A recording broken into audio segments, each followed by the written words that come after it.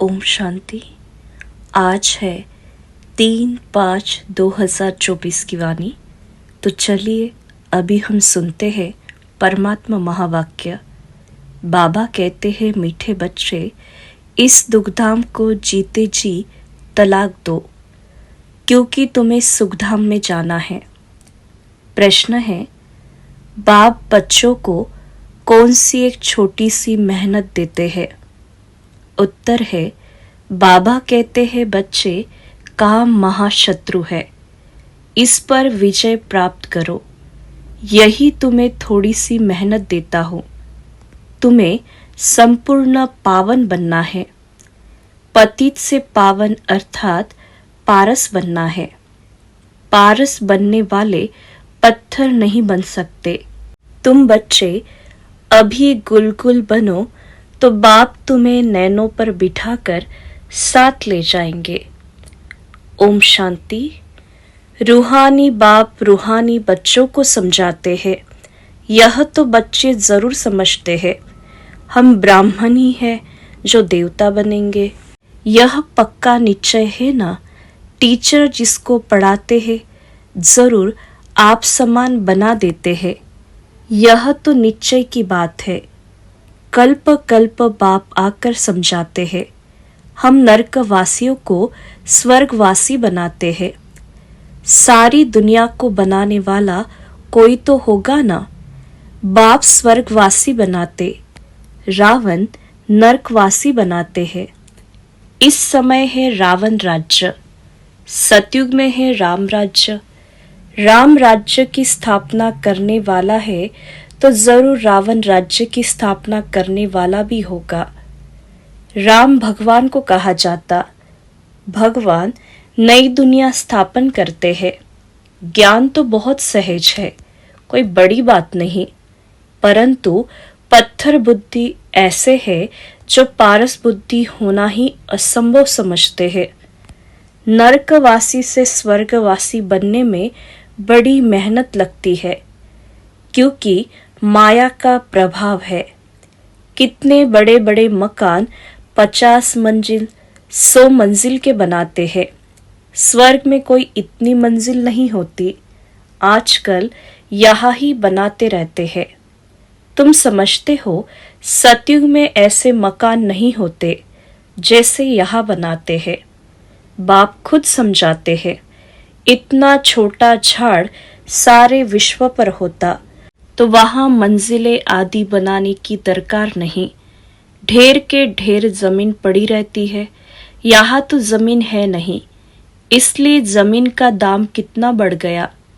वहां तो जमीन का भाव लगता ही नहीं, न म्यूनिसिपल टैक्स आदि लगता है। जिसको जितनी जमीन चाहिए ले सकता है। वहां तुमको सब कुछ मिल जाते हैं। सिर्फ एक बाप की इस नॉलेज से मनुष्य 100 मंजिल आदि जो बनाते हैं, उसमें भी पैसे आदि तो लगते हैं ना। वहां पैसे आदि लगते ही नहीं, अथाह धन रहता है। पैसे का कदर नहीं। ढेर पैसे होंगे तो क्या करेंगे?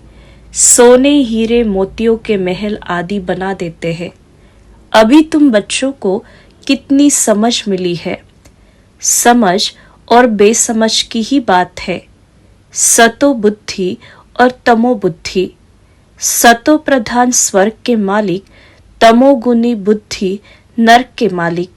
यह तो स्वर्ग नहीं है, यह है रो नरक। बहुत दुखी है, इसलिए पुकारते हैं भगवान को, फिर भूल जाते हैं। कितना माथा मारते, कॉन्फ्रेंस आदि करते रहते कि एकता हो जाए, परंतु तुम बच्चे समझते हो यह आपस में मिल नहीं सकते। यह सारा झाड़ जड़जड़ी भूत है, फिर नया बनता है। तुम जानते हो कलयुग से सतयुग कैसे बनता। यह नॉलेज तुमको बाप अभी ही समझाते हैं। सतयुग वासी सो फिर कलयुग वासी बनते हो, फिर तुम संगम वासी बन सतयुग वासी बनते हो। कहेंगे इतने सब सतयुग में जाएंगे? नहीं, जो सच्ची सत्य नारायण की कथा सुनेंगे वही स्वर्ग में जाएंगे। बाकी सब शांति धाम में चले जाएंगे। दुखधाम तो होगा ही नहीं, तो इस दुखधाम को जीते जी तलाक दे देना चाहिए। बाप युक्ति तो बताते हैं कैसे तुम तलाक दे सकते हो। इस सारी सृष्टि पर देवी देवताओं का राज्य था। अभी फिर बाप आते हैं स्थापना करने। हम उस बाप से विश्व का राज्य ले रहे हैं। ड्रामा प्लान अनुसार चेंज जरूर होनी है। यह है पुरानी दुनिया, इसको सतयुग कैसे कहेंगे? परंतु मनुष्य बिल्कुल समझते ही नहीं कि सतयुग क्या होता है। बाबा ने समझाया है, इस नॉलेज के लिए लायक वह है जिन्होंने बहुत भक्ति की है, उन्हें ही समझाना चाहिए। बाकी जो इस स्कूल के होंगे नहीं, वह समझेंगे नहीं। तो फिर ऐसे ही टाइम वेस्ट क्यों करना चाहिए? हमारे घराने के ही नहीं है तो कुछ भी मानेंगे नहीं। कह देते हैं आत्मा क्या है, परमात्मा क्या है, यह मैं समझना ही नहीं चाहता हूं। तो ऐसे के साथ मेहनत क्यों करनी चाहिए? बाबा ने समझाया है, ऊपर में लिखा हुआ है, भगवान उवाच, मैं आता ही हूं कल्प कल्प पुरुषोत्तम संगम युग पर और साधारण मनुष्य तन में। जो अपने जन्मों को नहीं जानता है, मैं बतलाता हूं। पूरे 5,000 वर्ष का पाठ किसका होता है, हम बता देते हैं। जो पहले नंबर में आया है उनका ही पाठ होगा ना। श्री कृष्ण की महिमा भी गाते हैं, फर्स्ट प्रिंस ऑफ सतयुग।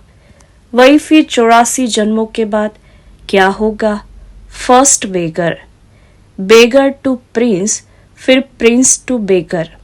तुम समझते हो प्रिंस टू बेगर कैसे बनते हैं? फिर बाप आकर कौड़ी से हीरे जैसा बनाते हैं। जो हीरे जैसा है वही फिर कौड़ी जैसा बनते हैं। पुनर्जन्म तो लेते हैं ना। सबसे ज्यादा जन्म कौन लेते हैं, यह तुम समझते हो। पहले पहले तो श्री कृष्ण को ही मानेंगे, उनकी राजधानी है ना।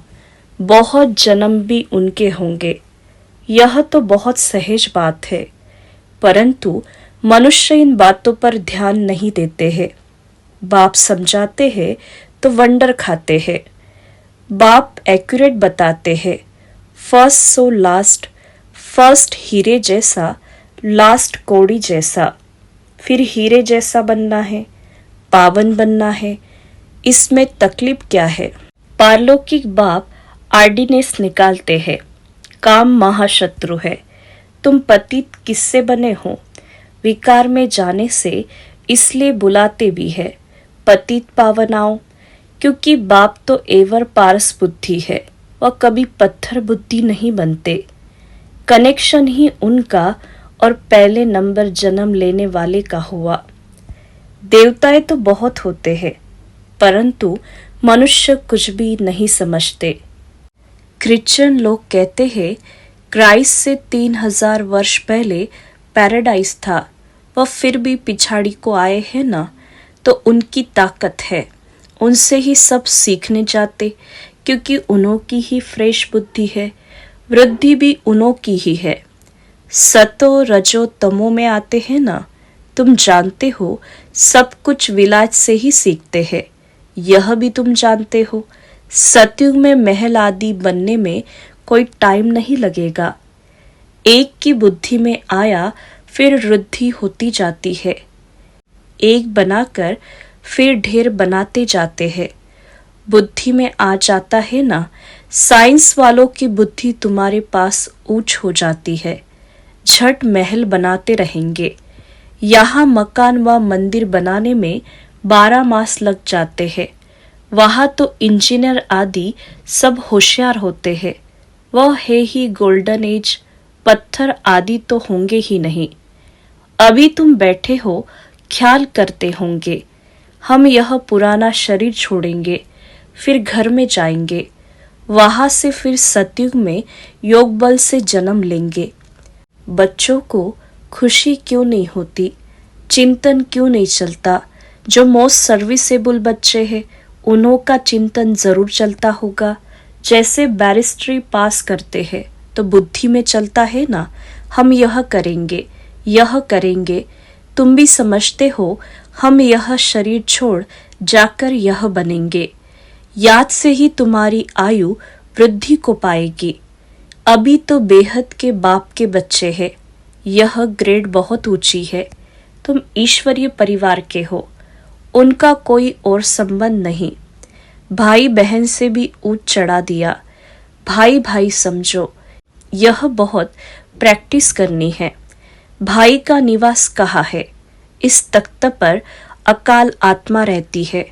यह तख्त सभी आत्माओं के सड़ गए हैं। सबसे जास्ती तुम्हारा तख्त सड़ गया है।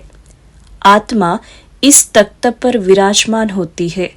भ्रकटी के बीच में क्या है, यह बुद्धि से समझने की बातें हैं।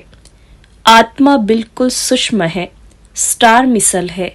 बाप भी कहते हैं मैं भी बिंदु हूँ, मैं फिर तुमसे बड़ा थोड़ी हूँ।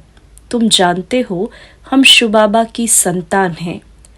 अब बाबा से वर्षा लेना है, इसलिए अपने को भाई भाई आत्मा समझो। बाप तुमको सम्मुख पढ़ा रहे हैं। आगे चल और ही कशिश होती जाएगी। यह विघ्न भी ड्रामा अनुसार पढ़ते रहते हैं। अभी बाप कहते हैं तुमको पतित नहीं होना चाहिए, यह आर्डिनेंस है। अब तो और ही तमो प्रधान बन पड़ते हैं। विकार बिगर रह नहीं सकते। जैसे गवर्नमेंट कहती है शराब नहीं पियो, तो शराब बिगर रह नहीं सकते। फिर उनको ही शराब पिलाए डायरेक्शन देते हैं, फलानी जगह बॉम्ब सहित गिर जाओ। कितना नुकसान होता है।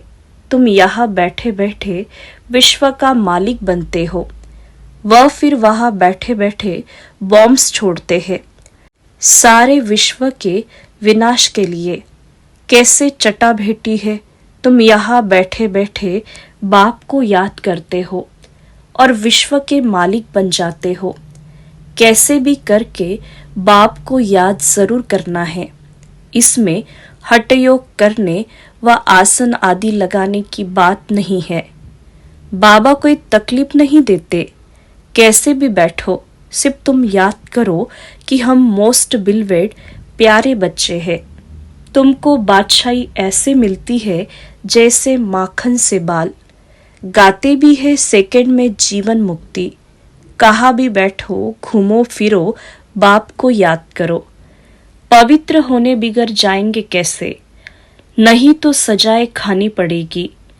जब धर्मराज के पास जाएंगे तब सबका हिसाब किताब चुकता होगा। जितना पवित्र बनेंगे उतना ऊंच पद पाएंगे। इम्प्योर रहेंगे तो सूखा रोटला खाएंगे। जितना बाप को याद करेंगे पाप कटेंगे। इसमें खर्चे आदि की कोई बात नहीं। भल घर में बैठो रहो, बाप से भी मंत्र ले लो। यह है माया को वश करने का मंत्र, मन मना भव।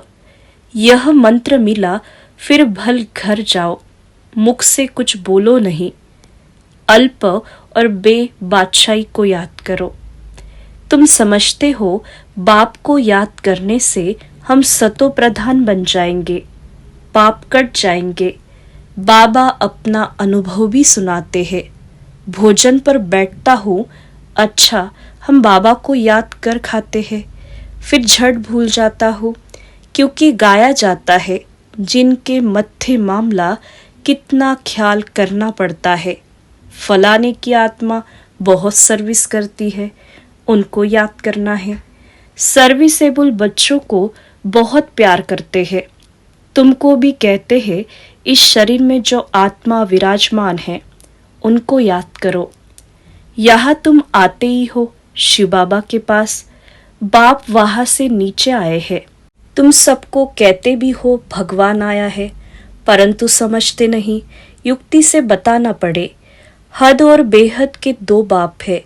अब बेहद का बाप राजाई दे रहे हैं। पुरानी दुनिया का विनाश भी सामने खड़ा है। एक धर्म की स्थापना अनेक धर्मों का विनाश होता है। बाप कहते हैं मामेकम याद करो तो तुम्हारे पाप भस्म हो जाएंगे।